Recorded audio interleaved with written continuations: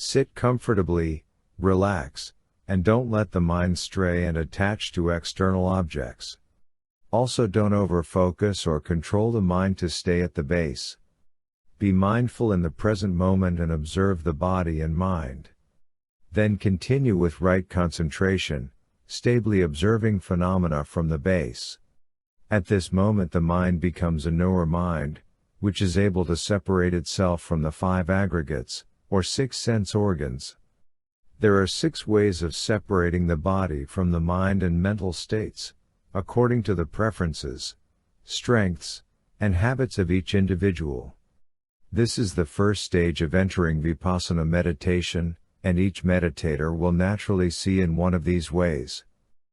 The first way is seeing the body and mind as the 5 aggregates. The second way is seeing the body and mind as the 6 internal and 6 external sense objects.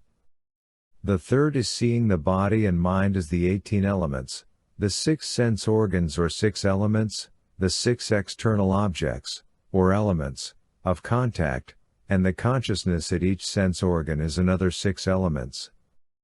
The fourth is seeing the body and mind as the 22 faculties, which are separated into 5 divisions.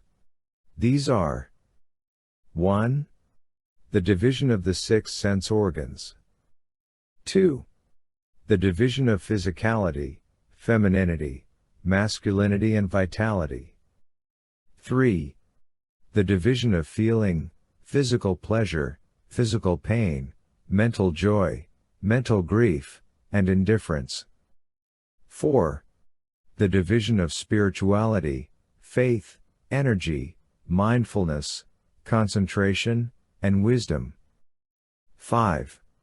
The division of the supramundane, training the mind to enter the path to be a stream enterer, the fruit of becoming a stream enterer until arahantship, and fully completed arahantship. The fifth is seeing the body and mind as the 12 links of cause and effect of dependent origination. The sixth way is seeing the body and mind as the 4 noble truths. All of these are ways of looking at the body and mind. Now, while we are sitting and practicing Vipassana meditation, are you aware that internal and external objects are separate? As an example, when you hear my voice, is hearing, internal, separate from my voice, external?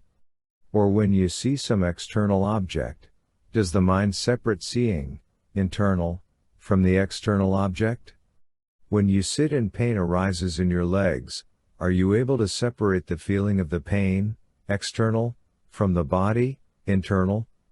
And when thought arises, are you able to separate the mind, internal, from thinking, external? If the mind is stable and objectively observing from the base, and we can separate the body from the mind, we will be able to see how the mind reacts to contact. For example, dislike or craving may arise after contact, and we will be able to separate the mind, internal, from the craving, external, and the craving, or cause of suffering, will fade away by its own cause. The mind will become calm, light, soft, and suitable for practicing Vipassana meditation. The mind that is ready for Vipassana meditation needs to overcome the 5 hindrances, which are 1. Sensual pleasure. 2. Aversion. 3. Sloth and torpor. 4. Restlessness and worry. 5. Doubt. When these hindrances have been overcome, the mind will be able to objectively observe from the base. Every time we sit to meditate, we should begin with the 4 noble truths, making sure the mind is in the present moment with mindfulness at the base and observing the body and mind the way they naturally are. When you practice walking, chanting or sitting meditation, make sure you don't fall into the 2 wrong paths, which are 1. Being lost in sensual pleasure and attached to thought, and 2. Trying to over-focus or control the mind to stay at the base. Just walk the path by being aware when the mind strays from the path and bring it back to the base with effort. If you are mindful, Whenever your posture is sagging or your mind is wandering, you will become aware of this and will bring the mind back to the base and adjust your posture and mind accordingly. Mindfulness is like a bodyguard which protects our body and mind. Whenever there is contact at the six sense organs, mindfulness will be consciously aware of this contact and observe the mind that wants to wander off. Try to bring the mind back to the base more often. Every time contact at the sense organs causes the mind to wander, mindfulness will be aware of this and cause clear comprehension to realize that the mind is away from the base and bring it back to the base. The duty of clear comprehension is to make sure that mindfulness arises more often, moment to moment. When clear comprehension brings the mind back to the base, this causes persistent perception to record and store this moment of mindfulness in the subconscious. The more moments of mindfulness we store with effort, the more mindfulness will arise spontaneously. Effort causes mindfulness to arise. When mindfulness is fully cultivated, the mind will be stable and objectively observing at the base. This is called right concentration or knower mind, which can separate the mind from the body and mental states. The knower mind is able to see the cause and effect of the arising of phenomena, which causes wisdom to see the three marks of existence of the arising phenomena: everything arising, existing and passing away by its own cause. When we practice, we don't need to follow each thought but just know that the mind is thinking. If you follow each thought and its story, your mind is already attached to the whirlpool of thought, causing self and suffering to arise. But if the mind objectively sees thoughts arising, existing and passing away when you're practicing Vipassana meditation, you know mindfulness and wisdom have arisen. We should patiently practice with effort to make sure our mindfulness, concentration and wisdom arise spontaneously. Effort is the cause of the four foundations of mindfulness. The four foundations of mindfulness are the cause of right concentration causes wisdom, and wisdom causes enlightenment to arise. As you know, everything arises by cause and effect. You only have to cultivate the right cause and you will receive the right consequence. You don't have to be concerned with the outcome if you are cultivating the right cause. Make an effort by practicing formal meditation, sitting, chanting, and walking, every day with right understanding. This will strengthen the mind, which will allow you to apply this practice in your daily life with mindfulness and wisdom.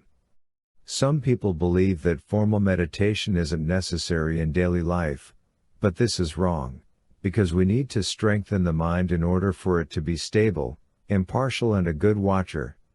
When we make a real effort, we will see the mind change in a better way and our perspective will be different than before.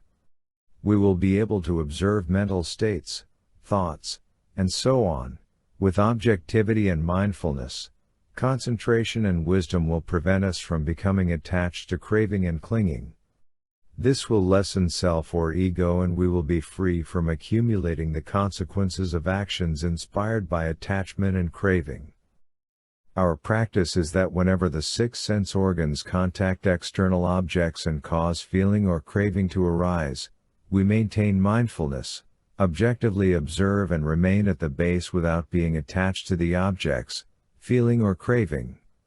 The practice is not only in the meditation hall or temple but in the present moment in our daily life, even when experiencing things or persons we don't like or want, when we have to separate from things or persons we love, or when we don't get what we want. At this moment we should have mindfulness, concentration and wisdom to objectively see these phenomena just the way they arise and always observe how the mind is reacting to them. Every time we objectively observe a mental state or how the mind is reacting to a contact, the mind is a knower mind and the mental state or feeling is the object known. Finally, with wisdom the mind will see the object known, feeling and craving arising and passing away by their own cause.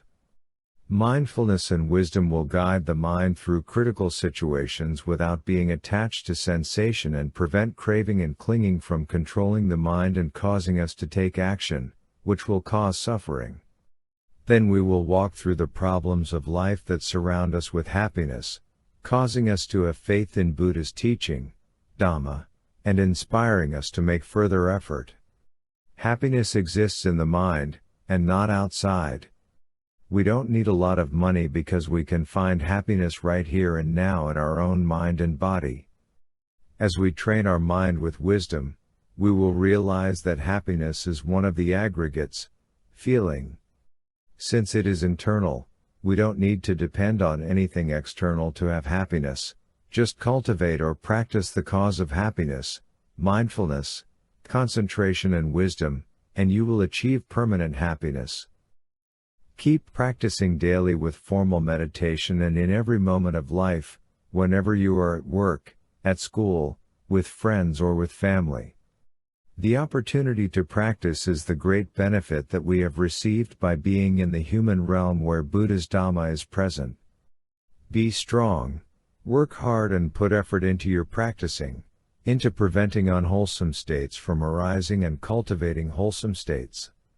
Our life is really short, we don't know how long it will last and it may end at any time, so walk the path of enlightenment and free your mind from suffering in the present moment and in samsara. Thank you for listening. Don't forget to cultivate mindfulness and wisdom in your daily life until you are free from attachment and enter enlightenment. I wish everyone great success in your practice. Trisikkha Insight Meditation Center, Plant City, Florida.